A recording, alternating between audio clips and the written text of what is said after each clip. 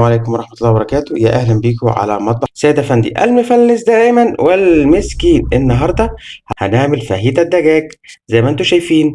نص كيلو صدور فراخ متقطعة قطع صغيرة منقوعة في الليمون والخل. معانا معلقتين خل، معانا الملح بتاعنا، معانا جزرتين مبشورين زي ما انتم شايفين، معانا حباية طماطم معصورة، معانا بصلاية متقطعة قطع شرايح، معانا بصلاية متقطعة قطع صغيرة، معانا ال11 بهارات بتوع كنوز وال7 بهارات بتوع كنوز، ومعانا 3 حبايات مرقة دجاج، ومعانا معلقة توم زي ما انتم شايفين اهي. تمام. ومعانا حبايتين طماطم متقطعين قطع صغيرة حوالي ربع كيلو، ومعانا ربع كيلو فلفل متقطع شرايح. يلا بينا نشوف هنعمل ايه، وكل سنة وانتم طيبين. ورجعنا لكم بعد ما حطينا الطاسة بتاعتنا على النار وفيها معلقتين زيت، وهننزل بالبصل المتقطع قطع صغيرة. تمام.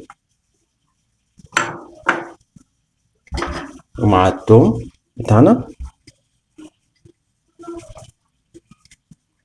ونديهم تشويحة. هننزل بمرقة الدجاج مكعب واحد ونقلب، ونزلنا بعصير الطماطم ونقلب زي ما انتم شايفين، وننزل بال7 بهارات زي ما انتم شايفين، ونزلنا بالبصلة المتقطعة شرايح ونقلبها وسط الخليط، ونزلنا بالجزر المبشور،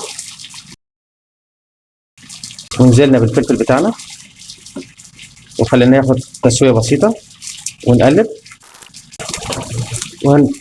بالخل بتاعنا زي ما انتم شايفين عشان الحموضة، ونقلب لغاية ما يدبل، وننزله من على النار وننزل بالطماطم. وادينا ابتدينا ننزل الطماطم بتاعتنا اهي. ابعد عني يا كلب يا سفاح.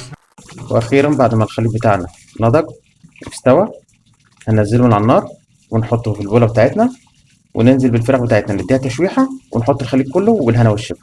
وبعد ما نزلنا الخليط بتاعنا حطينا الطاسه بتاعتنا ومعاها معلقتين زيت والفراخ بتاعتنا على النار ونديهم تشويحه، وزي ما انتم شايفين ابعد عني ربنا ينتقم منك، ده انا طفله غلبانه. هننزل بالخليط بتاعنا 11 بهارات بتوع كنوز، ابعد، انت بتشيل عليا بمدفع ده ولا بازوكا؟ وابتدينا نحط الخليط السابق عشان يتجانس مع الفراخ زي ما انتم شايفين، يا نارك اسود. اوعى وهنسيبه على النار حوالي ربع ساعة ونرجع لكم تاني. وأخيرا إهداء خاص للأستاذ براء والآنسة مرام والآنسة رهف صلاح من متابعين القناة.